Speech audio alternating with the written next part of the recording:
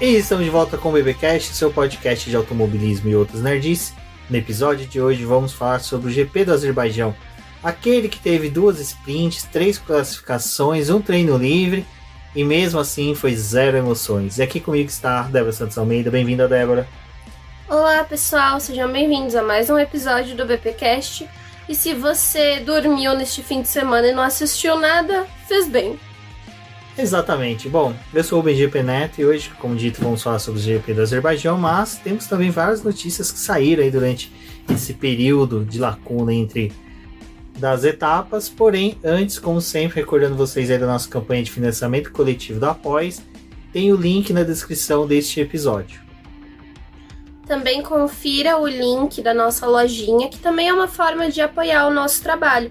Mas se você quer se tornar um apoiador aqui e fazer a diferença no BP, você pode já auxiliar aqui com apenas R$1 e aí você já vai ajudando o nosso trabalho.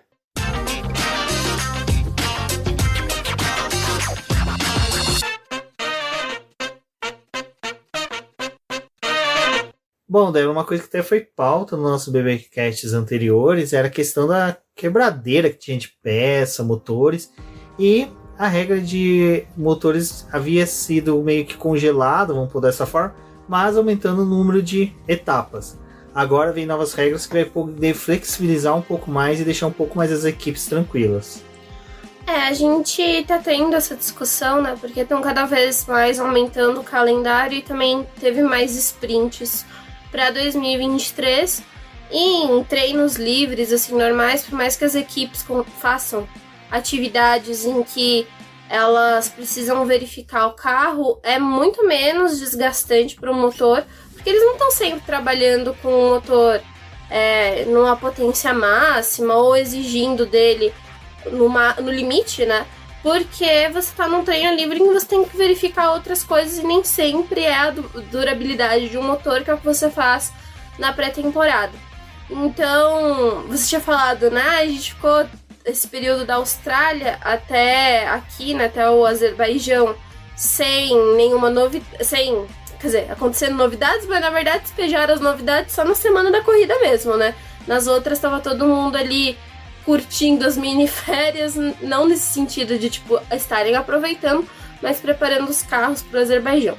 Mas a gente teve essa mudança, foi divulgada em que eles aumentaram um 4º motor para a temporada, só que não é um 4º motor completo, né? São as peças que eles julgam ser mais importantes, que é o MGUK, o MGUH, o motor de combustão interna, que são esses elementos que você tinha a possibilidade de usar 3 no ano e agora vai poder usar 4. Isso foi bom porque algumas equipes já tinham feito 2 trocas no ano e já estavam, tipo, próximo da terceira e aí mais perto ainda de uma punição. E agora, tipo, com a sprint, com essas 6 sprints a mais, com mais classificação, eles resolveram fazer essa alteração para poder auxiliar as equipes. Eu achei que foi bom nesse período de congelamento aí, tá tendo essas coisas, né? Essa regra vai valer para 2023 e 2024. Depois disso, eles vão discutir o que vai ser necessário, se vai manter essa ampliação de uso dos elementos, ou se depois com a troca dos motores ali para 2026, né, se vai ser necessário manter isso, ou se os motores vão funcionar de uma outra forma em que a gente vai ter menos quebras e menos necessidade de ter mais elementos disponíveis. Mas vem aí essa mudança, para os times vai dar uma folga, acho que assim, não vai ser todo mundo que vai passar ileso até o final da temporada e não vai lidar com punições. É possível que ainda assim punições aconteçam, mas talvez em uma menor escala, apesar de que as equipes também estão lidando com vários problemas, várias quebras, e no Azerbaijão não foi diferente. Aí a pergunta que fica é: quais punições vão vir primeiro? O Max Verstappen ser tricampeão já antes ou no final da temporada um monte de quebradeira, né? O que vai ter primeiro, né? Essa sequência de quebras extraordinárias que vai ter no final do ano e várias punições, ou o Max Verstappen já ser campeão? Porque realmente a categoria, com esse excesso de corridas, essas mudanças que está tendo de sprint, parece que eles esquecem que existe uma coisa chamada de desgaste das peças. Não só isso, né? depois da pandemia e ainda com a guerra da Ucrânia, fora o problema de energia que a Europa tá tendo, né? É muito complicado de você continuar mantendo a produção de peças no ritmo que era feito antes de passarem por tudo isso, né? E aí as equipes precisam recorrer a outras coisas, recorrer a peças que às vezes não tem, assim, ela pode ser a mesma peça, né? Porque você tem que usar o mesmo tipo ali, você não pode ficar mudando as especificações, mas a questão é que cada empresa, cada fabricante faz a produção de uma mesma peça de formas diferentes, né? Não se segue sempre o mesmo padrão, porque tem aquela questão do desenvolvimento tecnológico de cada uma das indústrias, de cada uma dessas fábricas. Então aí a gente acaba vendo em resultado várias quebras, vários problemas ao longo do ano, não só com os motores, mas com outros elementos do próprio carro, né? Bom, Débora, enquanto que a gente ainda espera, né, a silly season dos pilotos, já começou os chefes de equipe, né? Franz Tost, vamos pôr assim, um dos fundadores da Toro Rosso, não fundador de participação, mas já estava ali desde o começo, né? Deixa a AlphaTauri no final deste ano, mas deixa no comando, né? Na verdade, ele vai continuar ali em 2024 ainda como consultor da equipe. Mas é uma grande mudança aí, e vem uma pessoa que a Débora, pelo menos, tece muitos elogios da Ferrari. Né? A AlphaTauri conseguiu aí trazer novamente o Laurent Mekies, que auxiliou ali a equipe no começo, ele trabalhou com eles, depois ele saiu, teve a participação na FIA e foi para a Ferrari. Um engenheiro, né, que tá sendo muito prestigiado dentro do paddock ali, as pessoas também, não é só eu, Rubens, que estou tecendo elogios para ele, o restante também está tecendo elogios. É uma equipe de tecelagem, né? Uma equipe de tecelagem, estamos todos aqui com o nosso pano pronto para passar para o Laurent. Mas ele cresceu na categoria, né? É um engenheiro bem interessante que tá ali trabalhando como diretor executivo diretor de corridas da Ferrari. Ele meio que fazia até um papel de chefe de equipe ali com o Binotto, principalmente quando o Binotto tava na parte da fábrica. Elogiei ele várias vezes em finais de semana em que ele tava em comando ali da equipe, que as coisas estavam no controle dele e funcionavam bem. Mas a gente sabe que o papel de chefe de equipe vai muito além de só conduzir a equipe durante um fim de semana, né?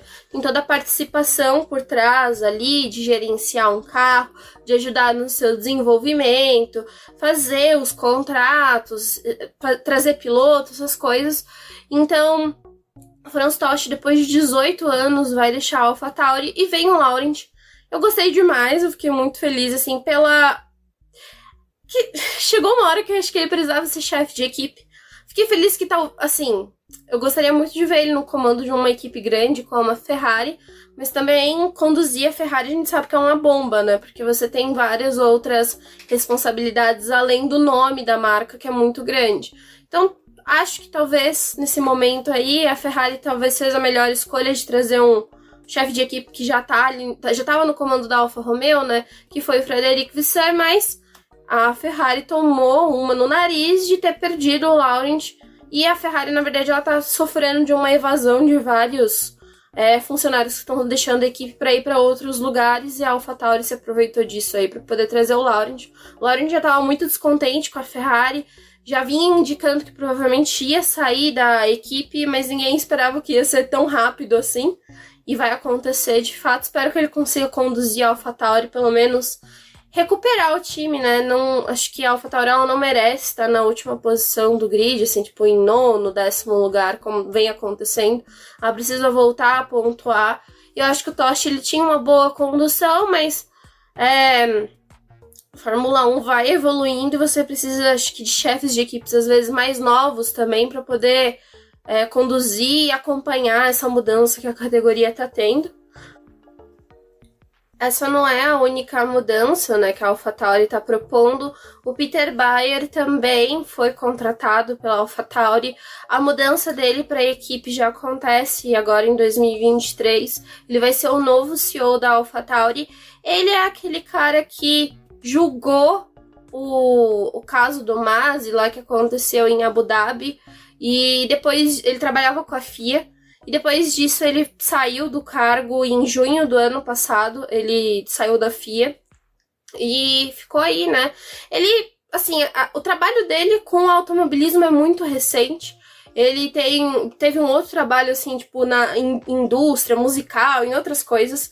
E agora que ele tá, tipo, engrenando realmente no automobilismo, e ele vai aí ajudar a AlphaTauri. Então, enquanto o Tost vai auxiliar o Bayer e o Laurent no próximo ano como consultor, eles vão ter esse papel aí de fazer outras contratações e conduzir a AlphaTauri para ser uma equipe um pouco maior, né? Também tá tendo toda aquela discussão se de fato a equipe vai ser vendida ou não, se vão aproveitar essa entrada dos novos motores para poder se desfazer da equipe. A questão é que depois que o Dmitry Masterchitz morreu, a Red Bull ela tá com um novo administrador que não é tão assim fã de automobilismo. Já teve todas aquelas tretas com o Christian Horner no começo da temporada, também tá tendo atrito com o Marco. Então todas essas coisas a gente vê que tá balançando um pouco, e talvez eles estejam pensando em que, assim, a AlphaTauri não é mais um time tão rentável para poder se manter. Seria melhor ficar só com a Red Bull e talvez vender essa equipe. Então tá tendo toda essa discussão, não sabemos ainda se de fato vai acontecer, mas a AlphaTauri tá se conduzindo para essa mudança. Eles anunciaram tudo isso agora, no começo do ano mesmo, a mudança acontecendo mais, né, a mudança maior no final dessa temporada, porque eles querem manter a estabilidade da equipe, de tudo que conduziu, e que geralmente quando começam a ter rumores de trocas de chefe de equipe, de outros membros assim, né, as coisas ficam um pouco meio estranhas, principalmente quando é naquele momento em que tá tendo troca de piloto, tá tendo desenvolvimento de um novo carro. Então eles já deixaram tudo às claras agora, e aí é só ir conduzindo mesmo as mudanças durante o ano. Pode falar. Não, e fora que a Ferrari tá toda tretada, né? Porque a Ferrari ficou pistola com a AlphaTauri, que a AlphaTauri fez a divulgação do Laurent, sendo que o contrato do Laurent com a Ferrari ainda não foi encerrado. Eles estão em negociação para poder ver o momento que o Laurent vai deixar a Ferrari, porque eles ainda dependem do Laurent ajudando a equipe, ajudando o Visser, e o Visser não gostou muito da forma como a AlphaTauri explicou e falou que o Laurent ia pra lá, sendo que o contrato não foi encerrado. É claro que o Visser falou, a gente não vai barrar o Laurent de ir para uma equipe, ainda mais indo no papel de chefe de equipe, porque a gente sabe da importância de você ser contratado por um cargo desse. O Visser sabe, porque ele é chefe de equipe, né? Então ele entende o prestígio que isso traz no seu currículo, mas ele não queria que isso tivesse acontecido dessa forma. Não, o que ia falando é que até faz sentido, assim, esses rumores ficarem cada vez mais fortes da venda da AlphaTauri, principalmente que ela perdeu a função que ela tinha, que era de formar pilotos, né? Você vê hoje até esse debate, né, de pedirem para a Red Bull permitir a disputa do título entre o Pérez e o Verstappen, sendo o Pérez um renegado da academia de pilotos da Ferrari, e o Verstappen da academia de pilotos da própria Red Bull, enquanto que na AlphaTauri você tem um piloto que é da academia de pilotos da Red Bull e o outro que é da Mercedes. Ou seja, não faz mais sentido. Compensa às vezes você realmente trazer um piloto seu que tenha tido um bom destaque nas categorias de base, ser um piloto de assento de um segundo piloto em uma outra equipe menor, né?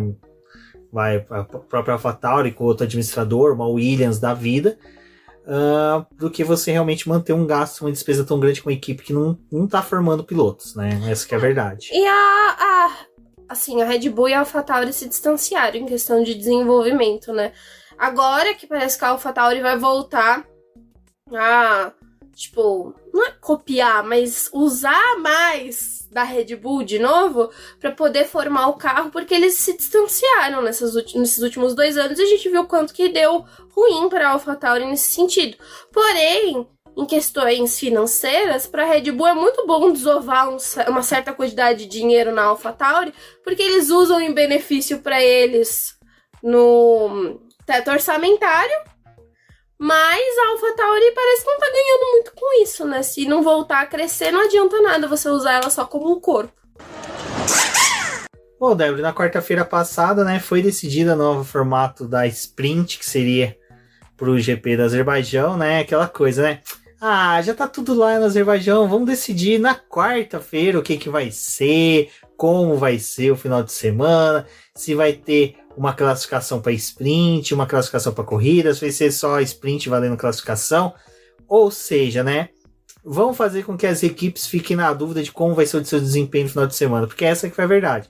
A gente viu os pilotos ali no primeiro treino livre, a gente vai comentar um pouquinho sobre isso mais para frente, mas só que assim de uma forma até cautelosa, porque não sabiam mesmo como seria, né, todo final de semana. E o formato que no final não foi favorável. Acho que junta a questão de ser uma pista de rua, que junta configurações de Mônaco / Monza, então você não consegue ter uma definição do que você vai exigir do carro. Você tem que optar por um dos dois ou ficar no meio do muro, e isso às vezes pode ser meio perigoso. Uma pausa muito grande, né, do calendário. Exato. Então, eu vou ser sincero. Para quem dormiu o final de semana inteiro e teve o sono privilegiado, parabéns. Mas se você está acordando hoje, está ouvindo o BBcast, saiba que teve só o primeiro treino livre, com tempo reduzido. Depois teve a classificação para sprint. Corrida, desculpa. Classificação para a corrida principal. Sábado de manhã, classificação para sprint. Depois já veio a sprint. E depois no domingo, a corrida normal. Eu vou ser sincero. É um formato que realmente pode agradar em pistas em que você não tenha tanta chance de batidas como é no Azerbaijão, pista de rua. Às vezes, talvez uma Áustria, Monza, são pistas que talvez favoreceria esse formato. Mas já testaram no Azerbaijão, né? Vai entender o motivo. Eu, sinceramente, achei horrível. Não gostei. Eu acho que foi realmente um desperdício de uma etapa da Fórmula 1. Eu acho que assim, o formato tem algumas coisas que eu gostei. Primeiro que assim, gostei da classificação de 30 minutos ali. Uma classificação mais curta, aquela exigência de você precisar ir logo pra pista, não conseguir ficar voltando pro box pra trocar pneu. Eu achei que deu uma dinâmica muito legal para essa classificação da sprint. Algo que eu... Assim, pode manter, gostei, mas aí depois eu vou dizer o que eu acho qual formato seria melhor pro fim de semana. A corrida sprint não ser a que define o grid de largada pro domingo, também achei ok. Precisava desvincular as duas, porque você não tem, os pilotos arriscando em absolutamente nada. Porém, da forma como foi feito nesse fim de semana, que era no Azerbaijão, já é uma pista que o pessoal tenta ter um pouco mais de cautela, porque ninguém quer bater o carro, ainda mais que é uma rodada dupla, né? Então o carro vai sair dali e vai pra Miami. Então ninguém quer bater o carro e, tem mais um final de semana e ter problemas. Porque alguns problemas você consegue resolver em pista, mas outros, o ideal seria o carro voltar pra fábrica. Então, acho que teve toda essa questão também. Você colocou 2 circuitos de rua, um próximo do outro, em rodada dupla, e isso acaba intimidando as equipes. Então, por mais que tenham feito essas 2 classificações para deixar as corridas mais livres, não senti que ficou livre de jeito nenhum. E na sensação que dá, apesar de, usar um novo grid para largar no domingo, ainda me deu a sensação de que a gente, teve uma bandeira vermelha, foi dormir, e a corrida voltou no domingo. Essa foi mais ou menos essa sensação que eu tive. O formato, que eu até falei, né? Me chamem que eu arrumo um formato pra vocês. É algo que eu e o Rubens estávamos discutindo depois que o domingo acabou. Ao meu ver, o primeiro treino livre da sexta-feira poderia ser algo de 1h30, para você dar a oportunidade para as equipes realmente testarem as peças, testarem os carros e preparar ele para o restante do fim de semana. A classificação da sexta-feira não ser a classificação para a corrida principal, mas ser a classificação da sprint, porque você teria a classificação da sprint no horário que vai acontecer a corrida principal. Entendeu? Essa é a bagunça que eu acho que seria um pouco melhor, e ia ser também no mesmo horário da outra classificação. Por quê? Eu faria a sprint no sábado, a sprint acontecendo no sábado ali, porque você pega ela num horário diferente, vai ser no mesmo horário do primeiro treino livre, digamos assim. Acabou a sprint, acabou aquele sistema de parque fechado para corrida 1, você libera as equipes para poder trocar o carro de novo. Trocar, arrumar a peça, mudar a configuração, porque a gente sabe que a corrida principal, ela exige muito mais do carro. E aí você faria a classificação no sábado à tarde e bota os carros para correr no domingo de novo. Tipo, eu acho que o grande problema desse fim de semana foi que você começou com a questão do parque fechado na sexta-feira. Então, e foi uma das coisas que os pilotos reclamaram. Cara, você tem que lidar com um tipo de configuração durante o fim de semana inteiro. Então, você faz 2 classificações com a mesma configuração, não pode mexer no carro, e aí você faz 2 corridas com a mesma classificação. A chance de você ter o mesmo resultado é igual, porque você tá nisso. E outra coisa que eu achei patético, que eu já venho falando que é patético pra mim, e eles vão continuar testando essa porcaria ao longo do ano, é fazer classificação com o pneu, exigindo um pneu. Que aí já começa tipo, não, mas na sprint a gente vai usar 2 pneus médios novos pro Q1 e pro Q2, e pro Q3 a gente vai usar o pneu macio. Cara, o carro que é rápido com o pneu médio, ele é rápido com o pneu macio e ele é rápido com o pneu duro. Que diferença vai fazer? Eu acho que, cara, esse negócio de falar qual pneu tem que usar, eu até achei legal o negócio do pneu novo. Sabe? Tipo, exigir que guarde. Exigir que guarde o pneu. Achei legal nesse sentido.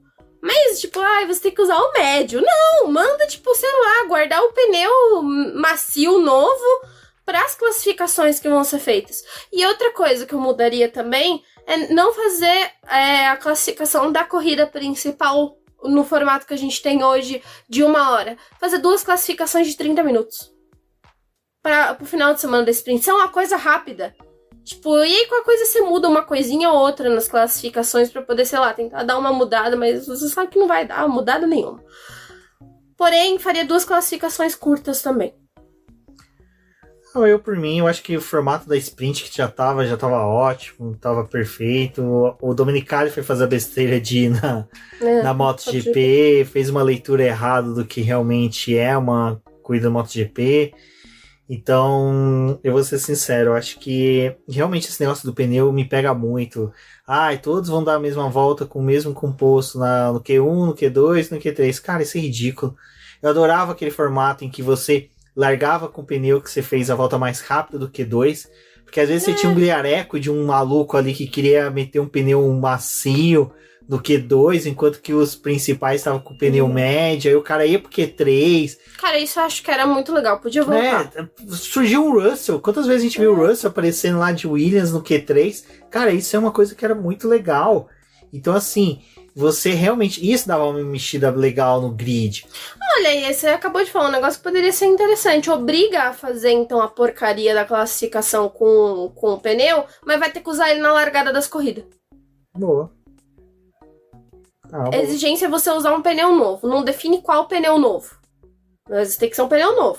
E você vai usar aquilo ali pra você largar. Você poderia fazer isso porque, tipo, na sprint, então já que todo mundo larga de médio, aquele pneu ali você vai usar. E faz a mesma coisa pra corrida, algo do tipo, mas sei lá. O problema é que parece que tem muito debate em questão de gastos, e eles querem restringir o máximo possível de alternativas e sempre vão para as mais bizarras e ruins. E no sentido da questão dos pneus, na sprint, né? No final de semana sprint é um jogo de pneu a menos do que é no final de semana normal. São 13 jogos que no final... Não faz muito sentido, né? Não faz muito sentido. No final de semana normal são 13, no final de semana com sprint são 12 jogos. Eles estão também tentando testar isso e ir reduzindo os jogos de pneus por causa da questão de sustentabilidade da Fórmula 1, em que em um momento eles querem reduzir a quantidade de jogos de pneus que as equipes têm disponível no fim de semana. Porém, do jeito que as coisas estão sendo feitas, não sei se vai ajudar. Não, até que é uma alternativa legal, mas só que assim, tem que falar com a Pirelli e fazer um pneu melhor. Né? Bom, agora vamos ver, né, cenas dos próximos capítulos, o que o Domenicali e sua turma vai fazer. Bom, já chegando ali para os treinos classificatórios, tudo, o mais bizarro de tudo não é ver o Leclerc conseguindo 2 poles, né? Porque o Leclerc volta lançado, o Leclerc é um dos melhores pilotos que a gente tem nessa geração, isso é indiscutível. Ele, em questão de exigir do carro e saber fazer o traçado perfeito, e quem puder assista um board dele da classificação, gente, ele arruma poucas vezes o carro, sabe? Ele alinha poucas vezes, ele corrige poucas vezes, assim, e correções dele não é aquelas correções bruscas, são correções fininhas, então, assim, é uma volta perfeita do Leclerc. Eu sinto que uma coisa que você falou esse final de semana, eu achei muito legal, que a sensação que deu nas classificações é que, poxa, o Leclerc já tomou tanto no rabo em pista de rua, em bater em classificação, no Azerbaijão ele também já bateu, que eu acho que realmente parece que ele treinou, né? Tipo, eu vou fazer volta rápida, volta de videogame. No Azerbaijão eu vou conseguir a pole, e foi por isso que ele acertou, porque ele não errou nesse sentido. Ele errou no treino livre 1 várias vezes, ele e o Sainz, acertar, né? Mas eu acho que foi, tipo, tentando testar o limite. Tipo, eu aprendi no videogame, deu certo, deixa eu ver se o carro vai dar também. Exato. Mas foram voltas perfeitas, assim. Mas o outro ponto bizarro, né, daquilo que a gente estava conversando agora há pouco sobre pneus, foi o Norris e o Tsunoda, né, que priorizaram a classificação para a corrida principal e cagaram para dar sprint, né? Da classificação da sprint, vai exigir pneu macio pro Q3? Dane-se. A gente nem vai fazer. Só o Norris que chegou, né, mas só que daí nem foi para a pista, então já garantiu o P10 dele. Mas, assim, é um dos pontos negativos de você ter esse formato, né? Até eu achei muito legal, que é aquela questão da pessoa que não busca informação, que me deu uma tremenda uma raiva no final de semana inteiro.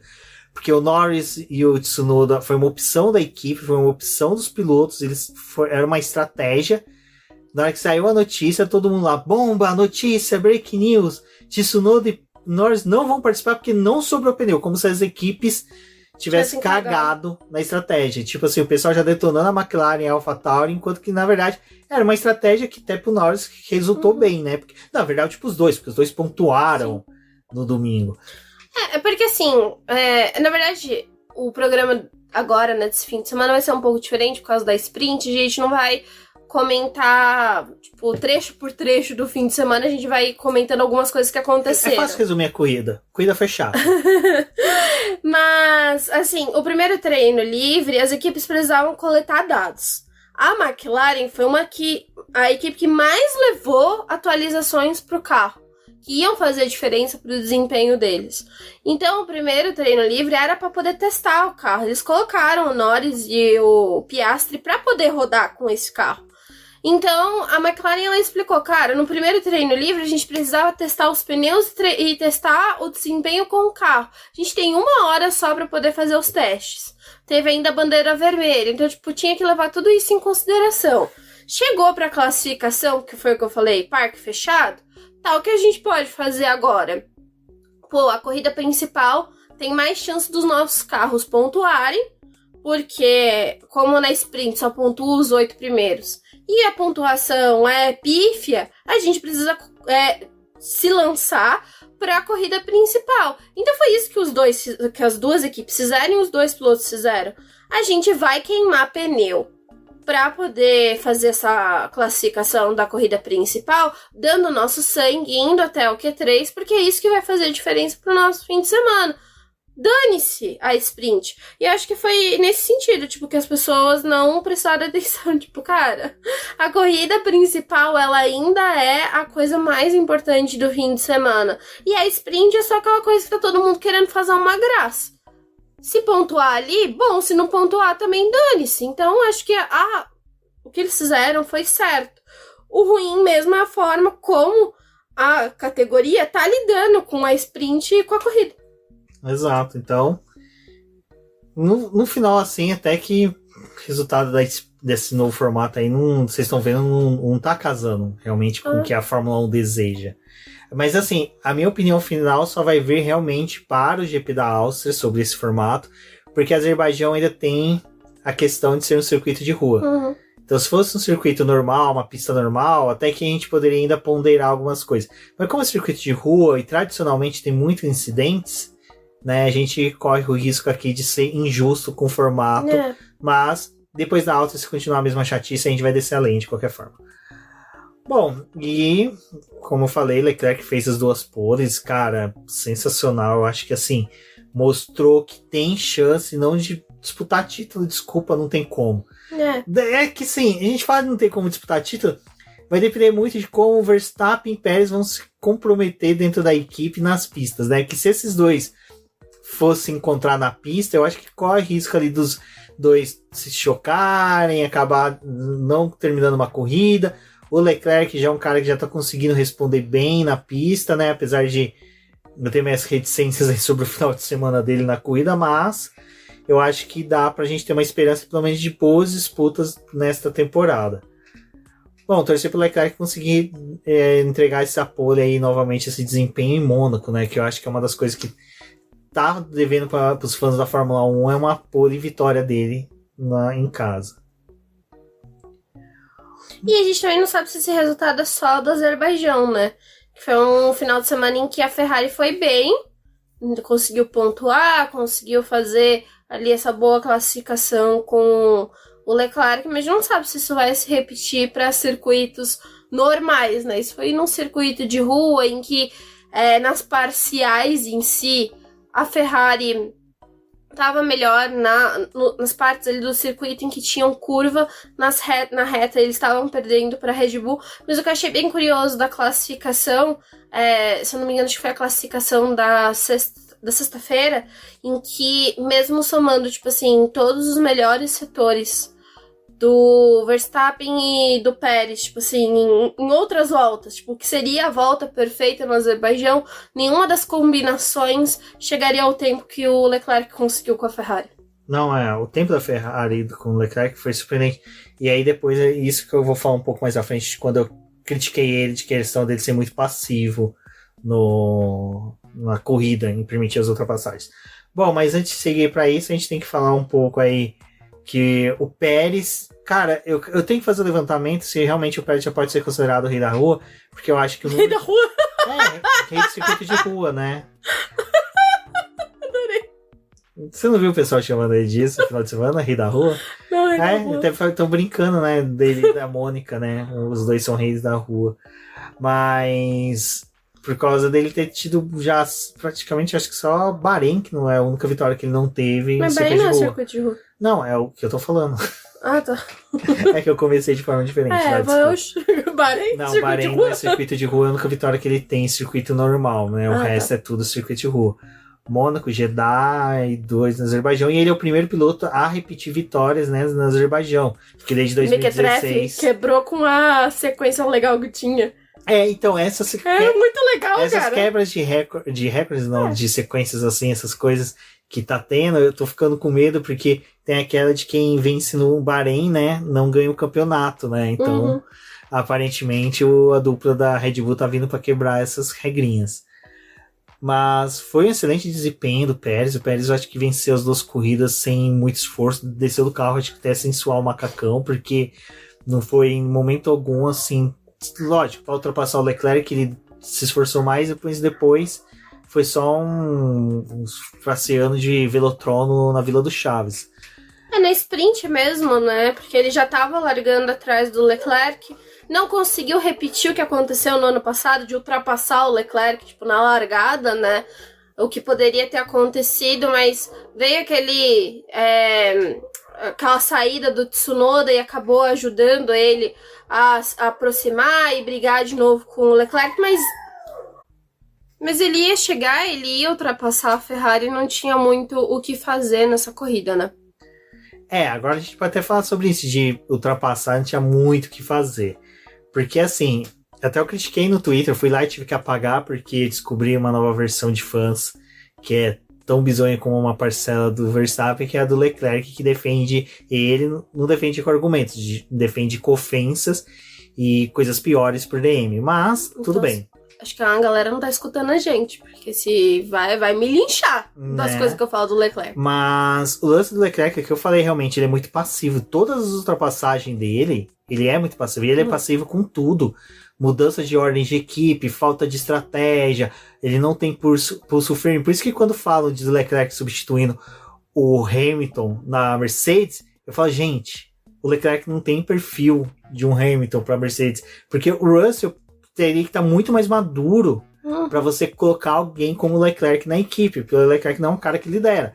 O Sainz tem mais perfil de quem lidera uma equipe do que o Leclerc. Mas enfim, a questão é que eu achei muita cagada do Leclerc dar o lado de dentro pro Verstappen, sem, assim, todo piloto ele pode mudar uma vez de direção, ele não muda. Tipo, ele vê o Verstappen vindo que nem um foguete lá de trás, e ele não muda o traçado pro Verstappen mudar. Porque, cara, por mais que você não tenha chances de defesa contra um carro que tá 30 km a mais, você tem que induzir o cara a erro, tem que induzir o cara a ter que mudar de direção. Porque você não sabe, às vezes o Verstappen erra a freada ali no final, vai pra área de escape, vai pro muro, você consegue ainda. E tem outra coisa, o Leclerc ele tava com um carro melhor no miolo, que era a parte seguinte do traçado.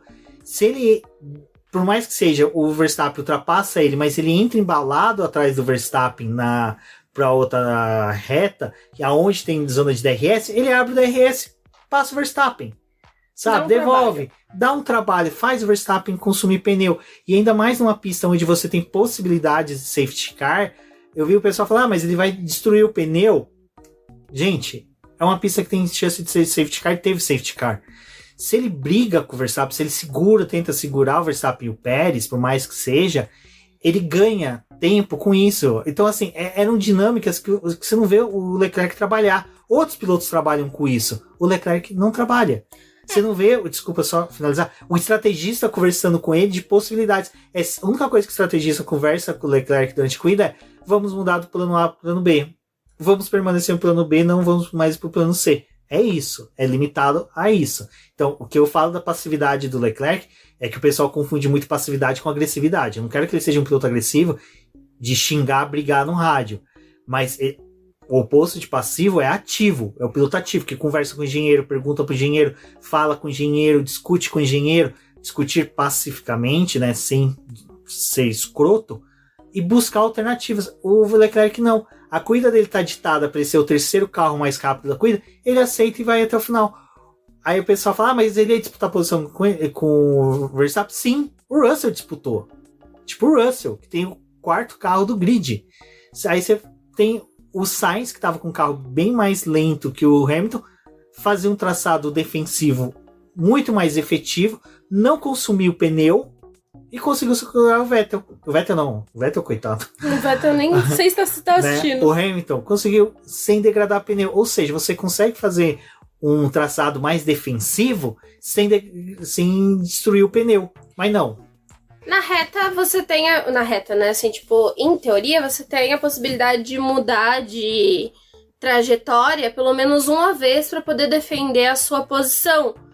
Defende tirando o vácuo do cara, fazendo alguma coisa que o vácuo no Azerbaijão é muito efetivo, ele faz realmente diferença no desempenho. Eu acho que ele poderia fazer isso, tipo, balançar o carro, tirar o carro, ou estudar talvez um pouco do que o Alonso às vezes faz, de dar uma sambadinha na frente dos outros. Isso, cara, eu nunca vi o Leclerc fazer isso. Sim, sabe, tipo, tenta uma vez, tenta duas. Espera tomar a chamada da FIA.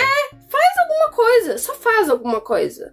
Mas o ruim é que, tipo assim, ele vai mudar de trajetória e ele tira o carro. Ele não muda de trajetória pra poder ele aproveita atrapalhar. Que o carro... Ele muda, ele fala, passa aí. O Leclerc, ele aproveita que o carro é vermelho, ele estende o tapete vermelho para os outros ultrapassar.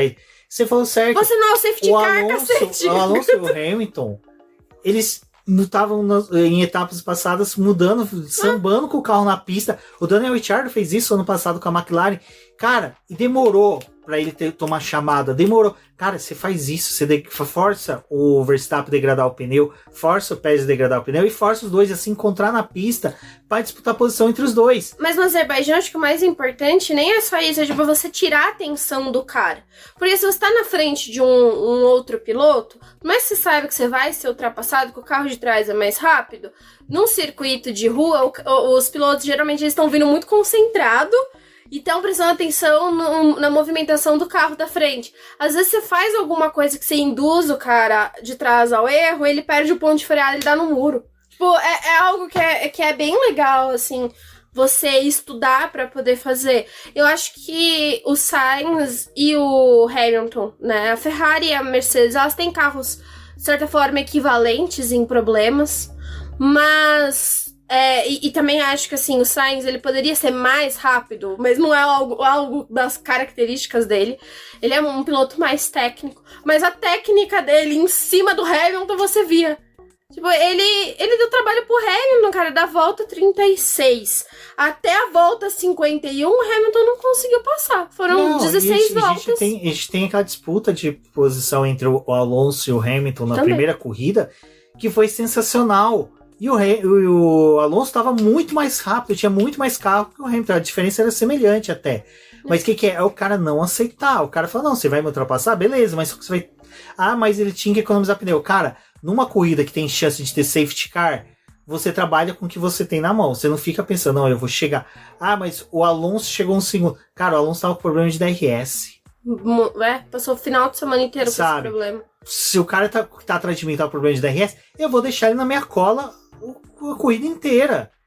Sabe? Pô, eu vou esperar o cara colar e dane, se não tem DRS, tá tendo dificuldade de DRS, tem hora funciona, tem hora que não, vou dar trabalho. Uma coisa que eu elogiaria o Leclerc nesse fim de semana foi o fato dele, tipo assim, ele sabia que o Alonso, a característica de corrida do Alonso, que é um piloto que tenta guardar pneu no começo da prova e usa o que ele tem para poder atacar no final. Então o Leclerc fez algo que foi legal nesse sentido.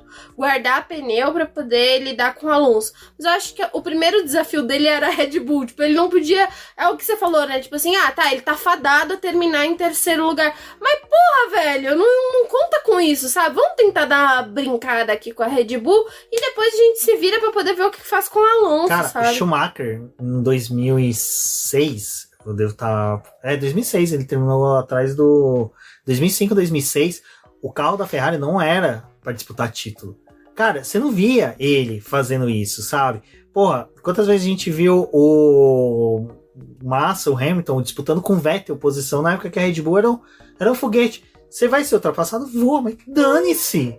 Eu não vou estender um tapete vermelho pra você. Gente, o Alonso ele tinha, né? Agora ele tem um carro bom.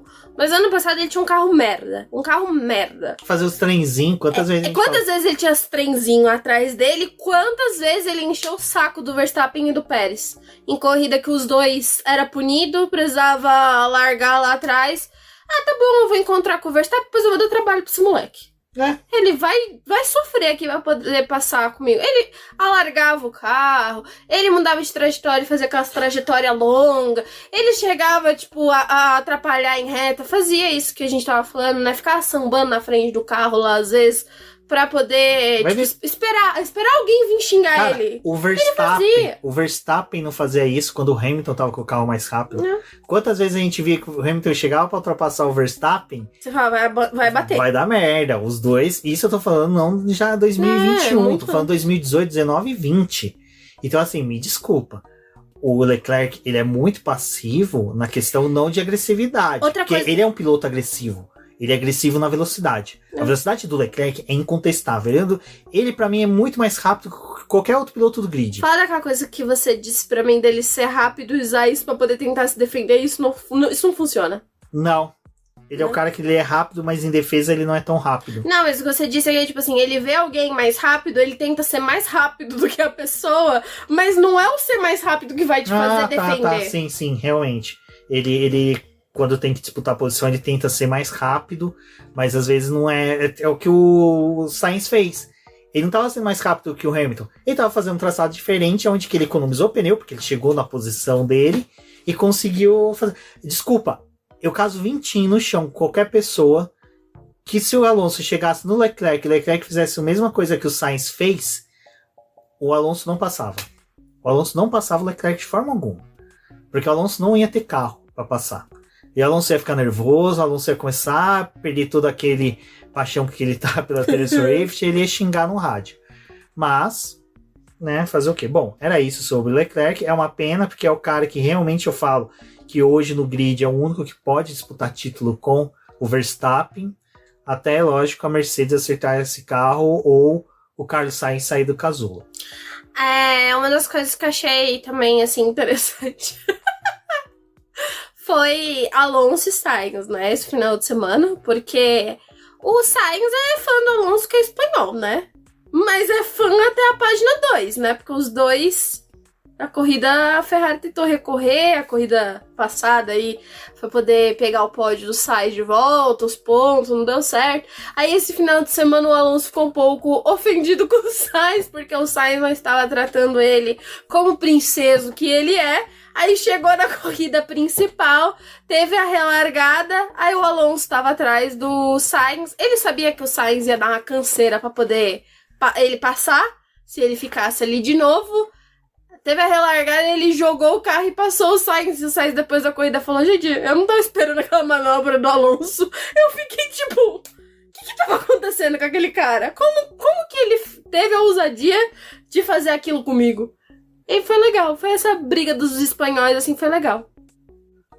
Bom, falando em briga, né, a gente teve ali Russell e Verstappen, que diga-se de passagem, o Verstappen, cara, se ele chegar no final do ano e perder o título, hipoteticamente, pra quem for, por 2 pontos de diferença, ele vai arrancar o couro do Russell. Porque o Russell arrancou 2 pontos dele nesse final de semana. Com a atrapalheira ali, com o choque que deu na corrida da sprint, e depois por ter roubado a volta mais rápida do Verstappen, velho. Tipo, o Russell é um cara que, olha... Ele realmente é o boneco Chuck, cara. O moleque, sabe, falou assim, não, eu não vou ganhar, mas também não vou facilitar a vida do Verstappen. E assim, foi legal, de certa forma, o que aconteceu, mas o desempenho da Mercedes esse final de semana, olha, foi lastimável. Teve sim um avanço, né, porque eles ficaram mais próximos da Ferrari e da Aston Martin. Isso mostra que... Da Ferrari, né? Da Aston Martin tá 1 quilômetro ainda de distância. Ah, mas o Hamilton ainda chegou na frente do Stroll, né? Mas diga-se de passagem, o Stroll, quem diria, né? Acabou sendo trollado pelo Fernando Alonso, que falou, avisa o Stroll aí, usa a minha configuração de freio. Primeira curva do Stroll com a configuração do Alonso, o cara já vai pra cima da zebra, dá aquela sambada bem bonita ali. Mas voltando aqui, eu acho que assim, dessa pausa, eu acho que realmente as equipes que mais tiraram vantagem foi realmente, eu acho que a Ferrari e a McLaren. A Mercedes realmente agora com o retorno do James Allison tem uma chance de progredir, mas não sei se vai ser algo um salto tão grande para essa temporada. É mais próximo ano. Apesar que a gente só passou 1/5 da temporada até agora, né? Então, assim, ainda tem muito chão pela frente. Não para disputa de títulos, mas é aquela coisa que eu sempre falei. Às vezes, se você não vai disputar títulos, você tem que começar a meio que atrapalhar quem vai ganhar para meio que entrar na mente do cara pro próximo ano, né? E também forçar a Red Bull a já meio que, deixa eu focar no desenvolvimento do carro do ano que vem, porque agora, né, tô tendo dificuldade, eu preciso melhorar o de agora pra desenvolver. Eu acho que é mais no sentido de talvez chegar no fim do ano com a chance, tipo, a Mercedes de terminar na frente de uma Ferrari, por exemplo, o que eles tentaram fazer no ano passado, tipo, já que a Ferrari não tava mais disputando o título com a Red Bull, chegou no momento em que a Mercedes estava melhor o carro no final do ano, eles estavam capitalizando mais pontos do que a Ferrari, que eles chegaram, tipo, com chance em Abu Dhabi, se tivesse um resultado diferente ali, de terminar à frente da própria Ferrari no Mundial. Então, acho que isso é algo interessante, algo que não vai disputar título mesmo, mas é o que o Rubens disse, né? Atrapalhar os outros. Mas, voltando pro assunto do Russell, eu achei ótimo os dois ali. Achei, cara, eu acho que assim, o Verstappen ele tem aquele perfil, mas é muito, tipo assim, muita grandeza dele achar que por ele ser um bicampeão as pessoas respeitam ele. Tipo, quando tá todo mundo na pista, tá todo mundo dane-se, né? Não, tipo assim, gato, fazia, você tem 2 títulos, mas eu também posso conseguir 2 se eu tiver um carro decente. Então é algo que ele fazia, ele tipo, eu cheguei nele, a gente não tinha que decidir corrida na primeira volta. Sendo que, assim, em Fórmula 1, acho que também você não precisa decidir na primeira volta. Porém, se você tem chance de tirar alguém da corrida, talvez seja interessante, né? E pro lado do Russell, ele tava tentando pontuar. Achei muito amadorismo do Verstappen achar que as pessoas vão ceder pra ele, nesse sentido. E achei o Russell um grande piadista do dia. Que no final das contas ele pegou e falou, mas eu achava que o Verstappen no final da sprint ia me cumprimentar. E ele veio me xingar. Russell, ele não ia te chamar pra tomar um chá, né, querido? Ai, gente. Mas assim, a buraqueira que ele abriu no carro do Verstappen. Melhor foram os memes. Os memes foram sensacionais. Eu gostei de algo que a Polita falou que ia arrumar o carro com miojo. Nossa, é E usar mesmo. o miojo Podia ter pra aqueles poder- vídeos, né? É, Os capô, caras né? vão... Nossa, que nojo. Mas botaram o Russell lá segurando as partes, né? Porque ele tinha que operar o carro do Verstappen. Não, mas o do It foi legal. Foi legal Foi legal, também. foi legal. Ah, como amante do Stephen King, gosto de coisa Não, e diga-se de passagem, a Fórmula 1 tá sobrevivendo por tá memes, sobrevivendo né? de meme. Que Porque- entregando corrida não É, porque tá. o Alonso tá entregando mais memes do que a Fórmula 1 tá entregando de entretenimento, né? E diga-se de passagem, num final de semana que teve 6 horas de Spa, que foi emocionante pra caramba. Foi uma das melhores corridas de endurance que eu já assisti. Deixar o meu relato aqui que chorei pela vitória da Ferrari. Da vitória não, o terceiro lugar. Foi Pra uma mim foi uma vitória. foi uma Foi uma vitória. Porque ninguém vai ganhar na Toyota, né? Mas vai ter a Ferrari E diga-se de vencendo. passagem, Antônio Giovinazzi tem o mesmo número Antônio. de pódios que o Leclerc. Então, Então não dá pra poder falar mal deste piloto. exatamente. E tirando agora também Fernando Alonso com o Taylor Swift, que a cada dia mais ele alimenta as esperanças dos fãs. E eu tô gostando do pessoal que tá se mobilizando para que Taylor Swift apareça em Miami, né? Pra que a gente possa ter um pouco mais de entretenimento naquela pista ruim pra caramba. Eu tenho duas amigas que não sabem nem o que é a Fórmula 1, mas ficaram sabendo de Fernando Alonso e Taylor Swift, porque elas gostam da Taylor. E aí foi um fim de semana agradável para o meu lado, porque pude discutir Fórmula 1 com quem não está interessado, porque tinha uma fofoca no meio, olha só. Como o Alonso é um provedor de união de comunidades. Exatamente. Bom, e para finalizar aqui sobre a corrida, acho que tem 2 pontos pra gente falar. O primeiro foi Hülkenberg e Ocon, né? Eles viram que o álbum fez ano passado na Austrália, falou, vamos ficar na pista até a última volta, né? Pra conseguir fazer aí uma pontinho, conseguir um ponto. Foram lá, fizeram aquela patifaria toda. O Ocon segurou um trem gigante, né? Diga-se de passagem. Continua com o trem da Alpine. O trem da Alpine, né? A locomotiva maluca. E acabaram fora dos pontos, né? Não adiantou porcaria nenhuma. Gente, assim, O que o Hülkenberg tava pensando? Vai que tem uma bandeira vermelha, chego lá na ponta, eu consigo meu pódio mas hoje. não é nem isso, né? Foi o otimismo da Haas em si, de ele sambando já com o carro, porque não tinha controle nenhum mais. Aí me solta o engenheiro dele, mas vai ficando aí na pista que pode ser que aconteça alguma coisa. A bandeira vermelha. Meu filho, a corrida tava tão parada que você ainda tava esperando uma bandeira vermelha pra poder trazer entretenimento. Sério mesmo? E dou conta, né? Ai. Aí no final terminou com aquela cena lamentável em que o Ocon foi fazer o pit stop dele. Já tava com problema no do Hulk, né? No do Hulk já tava cheio. No Hulk já tinha gente Já se tinha movimentando, gente. né? E aí no do Ocon, os caras já estavam pondo a grade pra fechar. Pra fechar. O que era mais ridículo, sabe? É tipo, porque pra quem nunca viu aquele momento ali da Fórmula 1, eles fecham realmente pros carros não ir pros boxes pra não ter chance de ter modificação. Eles vão pra um pátio fechado, onde os carros são pesados um por um, pra poder verificar a questão do peso, entre outras coisas. Os carros estão com os lacres da FIA certinho. As equipes também entregam um relatório pra FIA de todas as peças que eles estão utilizando, e a FIA depois ela sorteia um carro e vai listando, pega aquela lista e dá check em todas as peças pra poder ver se tudo que as equipes disseram que estavam usando realmente tá no carro, e se tem alguma divergência o time precisa se explicar. Então por isso que tem a questão do parque fechado. Então é por isso que não fazia sentido algum o cara ainda tá fechando, porque realmente, né? Pô, eles estavam achando o quê? Que o Ocon ia falar, não vou trocar, vou aceitar a punição. Você desclassificado. Não faz sentido. Então foi ridículo. Aí foi legal que a FIA tá investigando a FIA, aquele A FIA tá meme investigando a FIA. do Homem-Aranha, né? Um apontando pro outro. Eu posso dizer sobre isso? Pode. É que assim, aconteceu na Austrália ano passado, que foi também, como você disse, né, do álbum, ele foi parar e já tinha gente. Aí ali, tipo, vamos ver o que faz, tipo, cagaram. Repetiu a mesma coisa na Austrália, e aí abriram uma investigação contra os promotores do evento, os organizadores do evento, porque além de ter tido pessoas no pit lane, Tinham já fãs que tinham invadido a pista antes dos carros passarem na última volta. Chegou agora, 3 semanas depois, como o Rubens falou, o meme do Homem-Aranha tava ali porque foi a própria FIA. O que aconteceu é que ali, né... Ai, gente, a explicação deles me dá ódio. Porque eles pegaram e falaram, não, mas assim, não é muito comum, né, um piloto fazer parada na última volta. Então é por isso que isso acontece. A gente já vai arrumando as coisas pro pódio, liberando as pessoas, porque, tipo, não é muito comum, tá? Não é muito comum, mas, cara... Eu entendo que em várias corridas você tem a questão das paradas acontecerem antes, né? Mas eu acho que, tipo assim, você não tá acompanhando a corrida?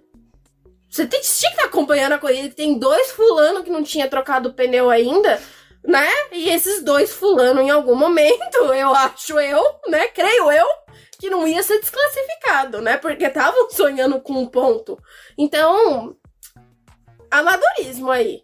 E aí, os comissários chamaram os funcionários da FIA pra poder se explicar. Porque eles, mas os fotógrafos vão lá pra poder tirar foto. A gente tava organizando as coisas. E até o Ocon falou, gente, mas não faz sentido. A gente ainda tem muito tempo, até o momento que os carros param e que a gente sai dos carros pra poder formar o pódio, não precisa fazer tudo, tipo assim, ainda com o carro na pista. O Ocon ficou pistola nisso e eu dou toda a razão pra ele, porque aquilo aí foi muito perigoso, podia ter acertado alguém, por mais que ele tenha reduzido a velocidade, ainda assim a velocidade dentro do pit lane é alta. Por isso que, tipo, você não pode ficar tendo trânsito de pessoa ali naquela área. É uma questão de segurança. Mas investigaram, né, tinha as imagens e vão tentar consertar isso já pra Miami, tipo, ver se tem como estabelecer um tempo aí, ou alguém, né, sei lá, fica alerta quando tiver algum fulano que vai trocar pneu no final da corrida, pra não liberar as pessoas pra poder fazer o pódio. Mas é bizarro, cara, é bizarro a sequência de problemas que teve na Austrália, que já poderia ter sido algo que ia machucar alguém, e aí acontece agora, tipo, mas... não é muito normal, né, a gente ter piloto trocando pneu, então proíbe de trocar pneu nas últimas voltas, já que vocês não conseguem garantir a segurança de ninguém. Do jeito que é capaz deles soltarem uma circular mesmo proibido nas últimas 3 voltas. Mas sabe, é a questão do vamos favorecer o espetáculo. Vamos favorecer o show. E eu vou dizer, sabe onde vai dar essa merda? Brasil. Porque a organização que tá metendo arquibancada no miolo da pista, tá metendo arquibancada em tudo que é canto, vai dar uma merda, porque excesso de pessoa, porque existe uma diferença entre você aumentar o público e aumentar a contingência de funcionários, de staff, que vão suprir a questão da fiscalização da invasão. Porque invasão não tem como, você vai ter, não tem como. Uhum. E o Azerbaijão é um dos lugares mais elogiados, né, em questão de segurança na pista. Mas ali realmente foi da organização, porque você viu que a maioria ele tava com colete de fotógrafo, colete de imprensa, né, de social media. Mas agora, eu tô falando questão de público invadir que nem na Austrália, Brasil corre um sério risco, porque eles estão me metendo arquibancada no miolo da pista, aonde que era recuo dos carros quando quebra. Pois é. E aí eles esquecem que não é só colocar arquibancada. Quando você monta a arquibancada, você tem que colocar toda a estrutura de banheiro, de comida, de bebida, sabe, de staff, de tudo. Então, assim, vai ser eu já tô vendo a dor de cabeça que o Brasil vai ter. Não, e fora que, tipo assim, as pessoas que estão ali, elas não estão ganhando, né, pra isso. Muitos ali são voluntários. Você acha que um voluntário vê um cara que, tipo assim, eu vou invadir a pista e vem, tipo, te ameaçar? Você acha mesmo que essa criatura que não é treinada pra isso, que não é um segurança, vai meter a cara com um torcedor? Passa aí, querido. E eu por trabalhar fazer o quê? Eu vou apanhar? E eu por trabalhar 15 anos com vigilância e segurança, eu digo, os vigilantes estão ali, estão recebendo R$100 por dia, pra trabalhar 12 horas. Vocês acham que por R$100 o cara vai disputar no braço um cara querendo pegar a peça de um carro e falar, não vai. Então assim, gente... Ele finge que não vê. Finge que não vê. Bom, mas agora a questão é séria, gente. A gente brincou bastante, mas tem assuntos que às vezes é triste a gente trazer pro podcast. É uma situação que tá muito ruim, uma situação que tá muito triste na Fórmula 1, é o sumiço da Red Bull. Da Red Bull não. O sumiço da Alfa Romeo. A Alfa Romeo desapareceu, ninguém viu o Bottas e os outros durante a corrida inteira. Ninguém viu, né? Ninguém viu. Visser, depois que saiu de lá, Ele apagou a luz e deixou. Não, ele não pagou a conta de luz, porque acabou a luz ali, não tem mais nada na equipe. Gente, o Bottas... coitado. No fim do grid, cara... O que no começo do ano ele tava falando, é melhor dirigir essa jabiraca do que dirigir o W14. Eu acho que era melhor não estar dirigindo, então. Era melhor não estar dirigindo. Não tá dirigindo. Sabe, eu acho que aquela hora que você olha também o resultado da F2, você vê que o Pocher não tá querendo mais ganhar o título, né? Você percebe por quê, né? O cara não quer pegar essa jabiraca da Alfa Romeo. O pessoal ali da Audi já tá falando, gente... Sabe quando uma empresa vai ser comprada, tipo o Twitter, e o pessoal já começa, destroça o negócio pra ficar mais barato? É o que a Audi tá fazendo, não investe muito. E eu fico triste por causa do Saido. Porque, não, o Saido ele tá tentando resolver as coisas pra quando a Audi entrar, Saido, né? O Zou e o Bottas estão se fudendo bonito. Porque esse CEO que tá aí, ele é o CEO, né? O novo chefe de equipe, ele é um bode expiatório, né? Um grande bode expiatório. Porque não tem perfil pra ganhar. Não, é a grande questão de você não aplicar dinheiro em algo que não vai ter retorno agora. Não vai ter retorno. Porque a Alfa Romeo já pagou pelo patrocínio. Os patrocinadores chineses que o Zou trouxe já pagou. Já tá com dinheiro em caixa. Então, independente se você vai chegar mais forte. E outra coisa, até pra Audi é melhor pegar a Alfa Romeo na puta que pariu do grid, porque ela vai ter tempo, mais hora de desenvolvimento no túnel de vento. Então, assim, cara... mas é triste demais, porque ano passado eu fiquei muito feliz. A Williams, que é uma equipe que tem uma placa de vértice na frente dela, que todo mundo sabe que é a Dorilton Park... Dorilton Capital. É que tem um estacionamento em Campinas que chama Dorilton Park. É por isso. O Parque dos Dois Pinheiros. Exatamente. Um pinheiro só. Agora é um pinheiro só. Ela tá com uma placa de vértice na frente da Williams, mas a Williams evoluiu. A Williams, só o Sargent que não tá muito cooperando, né? Mas o Albon, que era um cara que eu criticava pra caramba, tá fazendo morder a língua direto, porque tá ali, tá entregando resultado. Mas enfim. Então, pessoal, é isso. Se alguém vê a Alfa Romeo, me avise, que eu tô querendo esse ano ainda prestigiá-la, né? Mas não vai rolar. Não, e o Bottas esse final de semana virou um grande testador de pneu, né? Porque ele tava entrando no box, testava pneu, se lascou na sprint com aquele pneu macio que botaram no carro dele, ele e o Norris. Aí, vamos botar um médio aqui, vai botar um médio, não tem carro pra poder brigar por nada, mas fica ali na pista. Abandonou a corrida com problema. Este ano da Alfa Romeo sumiu, desapareceu, temos 9 carros, 9 equipes no grid, porque a Alfa Romeo eu já nem espero. Ai, que tristeza, cara. Mas abaixar o valor da camiseta nessa pindaíba não abaixa. Eu vou deixar aqui a crítica, tá, Alfa Romeo? Porque eu queria comprar alguma coisa, mas não vou pagar. Não vou te dar dinheiro pra você investir na Audi. Exatamente. Bom, pessoal, é isso. Agradeço a todos que ouviram a gente até aqui. Um forte abraço e até a próxima. Até a próxima. Débora, a gente não deu a nota, né? A nota da corrida. Não deu a nota. 3. Foi horrível. Foi um final de semana desperdiçado. Eu tinha que dar nota porque eu acho que nem merece uma. Foi final de semana desperdiçado. Foi um final de semana desperdiçado. 6 horas de Spa foi muito melhor. Foi melhor. Entregou mais, né? Acho não... Eu daria, assim, Porque, infelizmente... O Azerbaijão precisa de umas batidas, mas não séria no sentido de alguém se machucar, mas séria no sentido de botar um safety car na bandeira pista, vermelha. De ter uma bandeira vermelha, não ajuda né? tanto ainda. Não ajuda muito, mas depende do momento da corrida. Até, tipo, se tivesse tido um safety car mais pro final, muitos talvez tivessem parado mais uma vez, que não foi o que aconteceu. E aí talvez o Hülkenberg tivesse pontuado, talvez o Ocon tivesse pontuado, mas não aconteceu. Mas o Azerbaijão ele depende desses fatores pra ser uma corrida legal. Senão é um grande trenzinho. E eu acho que a sprint ajudou a, tipo, vamos todo mundo ter cautela. Fora o fato de, tipo, final de semana que vem já tem Miami, então vamos todo mundo ter cautela. Sei lá, daria um pontinho pra não dar zerado, sabe? Porque, assim, ainda foi bom que aconteceu. Exato. Bom, pessoal, agora em definitivo, até a próxima e vamos torcer pra Miami ser bem melhor. Até a próxima. Que não vai ser.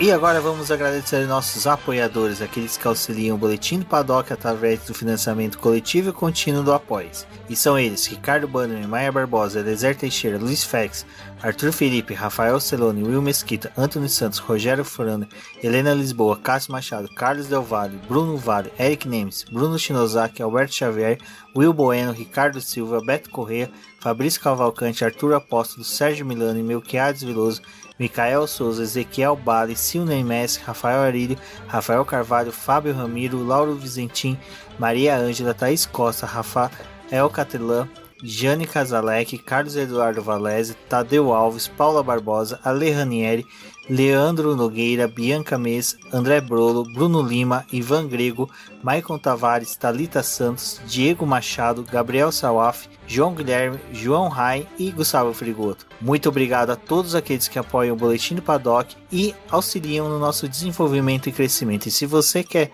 apoiar também o Boletim do Paddock, entre em contato com a gente através dos nossos perfis oficiais ou acesse o link apoia-se.com/Boletim do Paddock e lá você terá as opções de apoio ao Boletim do Paddock. Um forte abraço e obrigado.